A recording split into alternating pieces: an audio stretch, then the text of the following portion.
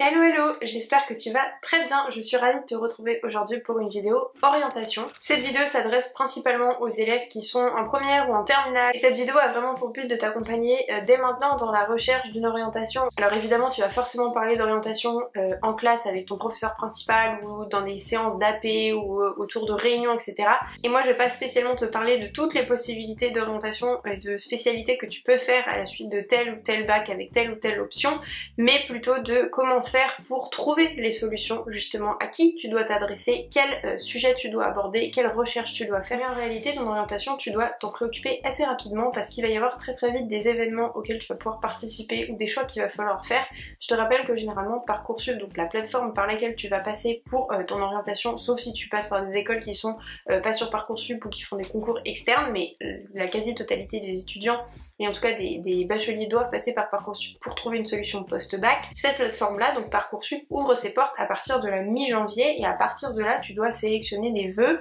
et tu dois ensuite sélectionner des vœux, donc faire des recherches, et c'est même mieux d'avoir commencé ces recherches avant. Et ce que tu peux commencer à faire dès maintenant, c'est te renseigner tout simplement sur les possibilités qui s'offrent à toi en fonction de ton parcours, des spécialités que tu fais, de ce que tu as envie de faire, et commencer par exemple peut-être par un petit check-up, un petit bilan, soit tout seul avec toi-même de ce que tu aimerais faire, ce qui t'intéresse, des facilités que tu as dans telle et telle matière, des difficultés que tu as dans d'autres. Si tu préférerais être très accompagné dans tes études supérieures ou un petit peu plus autonome, auquel cas tu vas peut-être plus sélectionner la prépa ou un BTS ou un DUT si tu veux être accompagné, si tu vas avoir un groupe classe vraiment pas forcément soudé, mais en tout cas avec un nombre d'élèves restreint. Mais si par contre tu préférerais être autonome que prendre des cours tout seul, réviser seul, etc., ça ne te gêne pas, dans ce cas-là peut-être plus une école ou une université. Tu peux évidemment aussi prendre compte directement du programme Parcoursup, en tout cas du processus, donc se renseigner sur les dates auxquelles tu vas devoir commencer à créer un compte, comment on crée un compte, qu'est-ce qu'il y a à l'intérieur, comment ça fonctionne, est-ce que les écoles qui t'intéressent sont sur Parcoursup ou bien est-ce qu'il faut que tu te renseignes à côté. Je sais aussi par exemple que les concours d'école de commerce ou ces choses-là qui sont pas forcément sur Parcoursup, en tout cas qui n'étaient pas sur Parcoursup quand moi j'étais au lycée, ça peut être des concours qui sont au mois de janvier, donc ça va venir très vite, il faut s'inscrire au mois de novembre-décembre, et en fait là dans ces premières semaines de septembre et d'octobre c'est aussi les semaines où pour le moment tu vas pas forcément avoir énormément de choses à faire, pas forcément beaucoup de devoirs, donc c'est la période où tu peux commencer à faire ces recherches là, à faire tes petits tests sur toi-même, à poser des questions à ton entourage aussi sur les voies dans lesquelles tu te vois bien, les conseils qu'ils peuvent te donner. C'est aussi le moment de prendre rendez-vous avec la conseillère d'orientation ou le conseiller d'orientation pour parler de ça, pour discuter, parce que tu peux avoir en fait une version assez édulcorée de ce qu'il y a comme études supérieures, et généralement le conseiller en orientation va aussi pouvoir te guider sur telle ou telle étude qui correspondent plus à ton profil, que ce soit en fonction de tes facilités ou de tes difficultés, ou en fonction aussi voilà du type d'études que tu préférerais faire. Tu peux aussi commencer à t'inscrire aux newsletters étudiantes, à checker sur les sites internet des espèces de sites d'études en fait qui t'aident à t'orienter, donc je pense par exemple à l'étudiant, je pense aussi à Hello Charlie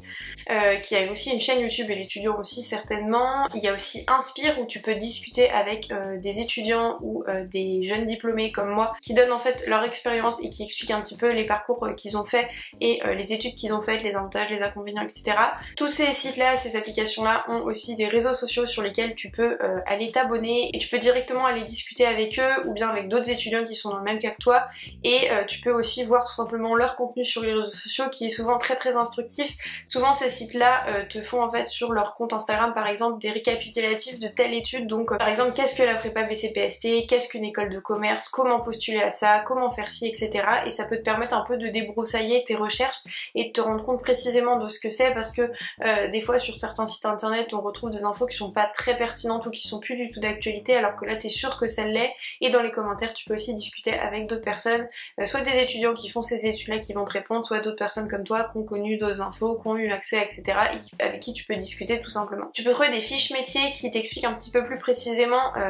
par exemple si tu as une idée de métier en tête et que tu veux savoir exactement comment accéder à ce métier là par telle ou telle étude, c'est vers ces fiches métiers que tu peux te diriger. Ça peut t'aider à te rendre compte aussi de la difficulté d'atteindre ce niveau là, ces études là, parce que toi tu pensais faire plutôt quelque chose comme un DUT ou un BTS, en fait c'est mieux de faire prépa pour ensuite atteindre une école d'ingénieur, etc. Donc ça c'est vraiment vraiment des ressources qui sont très précieuses quand on est en recherche d'une orientation, de se renseigner sur le métier tel quel et puis de se renseigner directement sur le contenu des formations aussi. Ça peut se faire via ces sites-là, mais directement via les universités. Je sais que j'avais regardé par exemple les plaquettes des licences, donc les espèces de, comment dire, de formulaires, de fiches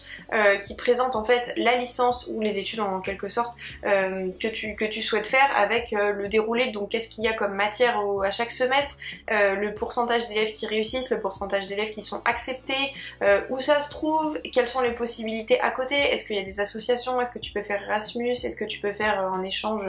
universitaire quelconque, est-ce que tu peux aller en stage, etc. Donc toutes ces informations là sont très très importantes pour sélectionner ta formation ensuite et pour faire tes vœux sur Parcoursup. Ça c'est les choses qui sont importantes pour débroussailler, parce qu'ensuite à partir je crois de novembre-décembre tu vas pouvoir aussi aller aux portes ouvertes des établissements ou bien sur des salons de l'étudiant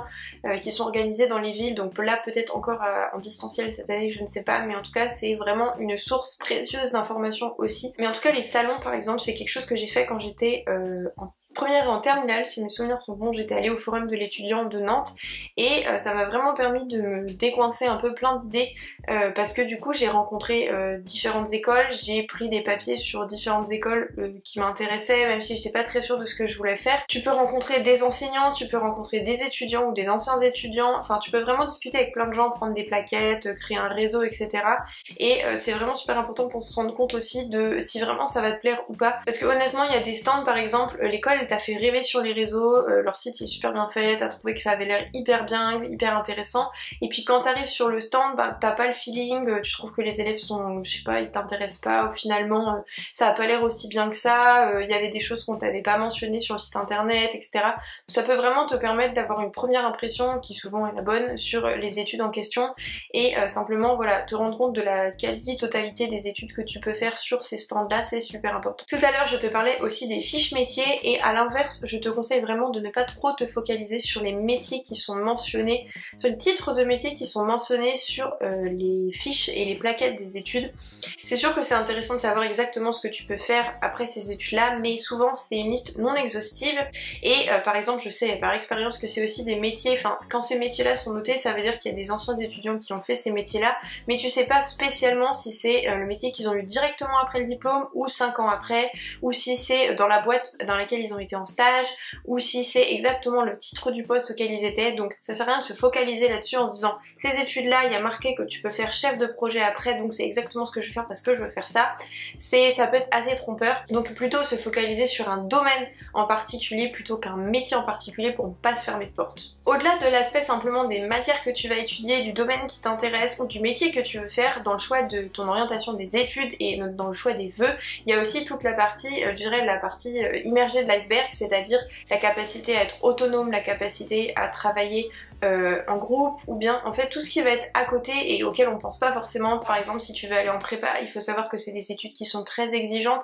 et pas seulement dans la capacité à apprendre, mais aussi parce qu'il faut être très autonome, il faut avoir une rigueur en fait dans l'organisation très très importante aussi, parce que il y a beaucoup de choses à faire, il faut être capable de ne pas lâcher prise tout de suite et avoir le mental qui va avec. Et donc si tu hésites entre plusieurs types d'études et qui te mènent par exemple au même domaine d'études mais avec des responsabilités différentes ou des choses comme ça, c'est sur ces critères là que ça va se jouer souvent, sur voilà, entre une prépa ou un DUT ou une prépa et la fac. Et pour ça il n'y a rien de tel que simplement une liste des pour et des contre pour juger en fait de la pertinence ou non d'un type d'études ou d'un autre type d'études. Donc voilà, faire ça tout seul ou à plusieurs avec ta famille pour un peu essayer de jauger en fait l'importance ou la pertinence de telle ou telle étude. De même je te conseille aussi de te créer un tableur dans ton ordinateur où tu rentres en fait toutes les informations sur les différentes filières, licences, prépa, etc. qui t'intéressent, pour pas perdre le fil, parce que tu peux avoir vraiment un nombre important de vœux sur Parcoursup, pour que simplement dans ta phase de recherche tu puisses noter toutes les informations qui concernent ces différentes études. Donc par exemple le lieu, le coût, le nombre d'élèves qui sont pris chaque année, les matières qui t'intéressent, et puis ensuite tu peux créer un code couleur en fonction de si c'est un point fort ou un point faible, et puis du coup tu auras toutes ces informations là, et au fur et à mesure de tes recherches tu vas pouvoir éliminer, rajouter, etc. en fonction de ce dont tu te rends compte qui te plaît, qui ne te plaît pas, etc. Je te conseille aussi de multiplier les sources d'informations parce que du coup tu vas avoir des informations via le lycée, tu vas peut-être aller à des portes ouvertes, tu vas regarder sur les sites internet, tu vas regarder sur les sites de l'étudiant, de Studyrama, etc. Mais il y a aussi une grande source d'information qui est tout simplement le fait de parler à des étudiants, donc via les réseaux sociaux, via les sites dont je t'ai parlé tout à l'heure comme Inspire ou Hello Charlie, qui a un Discord aussi. Sur ces sites là tu peux discuter directement avec des étudiants, leur poser toutes les questions qui t'intéressent sur les études en question. Mais par exemple aussi, et c'est exactement ce que je suis en train de faire aujourd'hui sur ma chaîne YouTube, c'est qu'il y a plein de gens en fait qui postent des vidéos pour expliquer quelle est leur licence, ce qui leur plaît dans la licence, les matières qu'ils ont, comment ça fonctionne pour les stages, le coût qu'ils ont payé, est-ce qu'ils trouvent ça bien ou pas. Et moi je trouve que c'est vraiment une source. Alors évidemment à prendre avec des pincettes parce que là aussi chacun peut dire ce qu'il veut et tu peux avoir des élèves qui se plaignent d'une filière parce que simplement ils n'ont pas aimé, parce qu'ils n'ont pas réussi, etc. Mais t'as aussi des vidéos qui peuvent te permettre de te rendre compte un petit peu plus de ce que c'est vraiment que d'être dans ces études là, parce que les avis des profs, les avis, en fait les trucs tout faits déjà sur les plaquettes, sur les sites, etc. C'est le truc de base en fait, mais savoir exactement comment ça se passe à l'intérieur et avoir l'avis de quelqu'un qui est passé par là et qui va pouvoir te dire bah ça c'est un peu du bullshit et en fait c'est pas tout à fait ça, et puis bah voilà avec le Covid on peut plus faire ça, ou alors bah, en fait les bâtiments c'est pas vraiment ce qu'on te dit, et puis en fait tu vas devoir payer des trucs supplémentaires, puis cette matière là en fait c'est pas du tout intéressant, qui a un titre super important mais en fait c'est juste de la compta par exemple, et ben ça c'est des choses que je vais pouvoir voir directement avec les étudiants. Et honnêtement c'est aussi pour ça que j'ai commencé à poster des vidéos sur YouTube. Je voulais vraiment avoir un rôle en fait dans l'orientation pour pouvoir en fait donner des clés aux futurs étudiants qui voulaient notamment s'intéresser à la licence LEA parce que c'est la filière que j'ai fait. Et à l'époque quand j'étais en terminale, même en première, que je commençais à me renseigner sur l'orientation, je suis allée à des salons, j'ai passé des concours, je suis allée à des portes ouvertes, etc. Donc j'ai fait tous les trucs classiques, mais il y avait très peu de vidéos sur la licence LEA sur internet, et je trouve que le le format vidéo permet vraiment de se rendre compte aussi de ce que ça peut être et de se sentir plus proche entre guillemets de la personne qui parle. Si t'as un petit peu de temps à consacrer à ton orientation, à ta recherche d'orientation, je te conseille de visionner des vidéos à ce sujet là. Il y a aussi plein d'universités, de prépa, d'écoles de commerce qui font des vidéos sur leur chaîne YouTube, donc ça peut te permettre aussi de visualiser un petit peu plus, de voir là aussi les élèves, de comment ça se passe à l'intérieur. Je vais pas te parler spécialement de Parcoursup parce que je referai une vidéo à ce sujet là quand la saison Parcoursup commencera, et c'est pas du tout le lieu ici, mais sache que de toute façon il est jamais trop tard pour changer de voie, et c'est pas parce que tu t'es lancé dans quelque chose et que ça ne te plaît pas que c'est foutu. Il y a plein de passerelles, il y a plein de possibilités de changer, parce que ça sert à rien que tu fasses une année entière dans une école ou des études qui te plaisent pas. Il y a plein de possibilités pour changer. Après évidemment il faut faire des dossiers pour, il faut argumenter, etc. Mais la réorientation ça doit pas être un tabou, l'orientation tout court non plus, et c'est quelque chose qui peut demander un petit peu de travail aussi, donc c'est vraiment important de faire en sorte d'être heureux dans ses études, et ça peut arriver du premier coup. Tu peux te sentir très bien dans les études que tu as choisies parce que tu as une idée fixe d'un métier, ou simplement comme moi parce que tu es curieux et que à peu près toutes les études que tu aurais pu faire auraient pu te plaire. Mais tu peux aussi te lancer dans quelque chose parce que tu as un projet en tête et finalement tu te rends compte que c'est pas du tout ce que tu voulais faire, qu'en fait le métier de tes rêves finalement c'est un truc d'enfant et que tu as gardé ça comme un vieux souvenir de Madeleine de Proust, et finalement c'est pas quelque chose que tu te vois faire au quotidien, ou t'es dégoûté par quelque chose. Il y a plein de petits facteurs comme ça qui sont à prendre en compte, et plus tu seras préparé, plus tu auras commencé tes recherches d'orientation au début de ta terminale, voire même en première, plus tu pourras en fait être serein et commencer sereinement tes études aussi dans une branche qui te plaît, avec en fait un fonctionnement qui te plaît bien et qui te convient bien aussi, qui convient à ton rythme de travail, qui convient à tes ambitions et qui convient à ton fonctionnement au quotidien. Donc voilà, c'est tout pour cette vidéo. L'idée c'est vraiment de désamorcer le projet orientation sur cette chaîne et de te préparer un peu aux différentes vidéos qui vont arriver sur ce sujet là. J'espère qu'elle t'aura plu, n'hésite pas à poser tes questions en commentaire, je te mettrai aussi les liens de ce dont je t'ai parlé dans cette vidéo, donc tous les liens des sites ou des applications, des réseaux sociaux, des petits groupes en fait où tu peux parler aux étudiants, où tu peux te renseigner sur les différentes études si jamais ça peut t'aider, donc tout ça sera en barre d'infos. Je te laisse aussi avec d'autres vidéos qui peuvent t'intéresser potentiellement sur les études, notamment celles sur mon parcours scolaire. N'hésite pas à t'abonner à cette chaîne et activer la cloche des notifications pour être tenu au courant des nouvelles vidéos que je sors. Tu peux aussi mettre un pouce bleu, ça me ferait super plaisir, et on se retrouve très bientôt pour une nouvelle vidéo. Salut!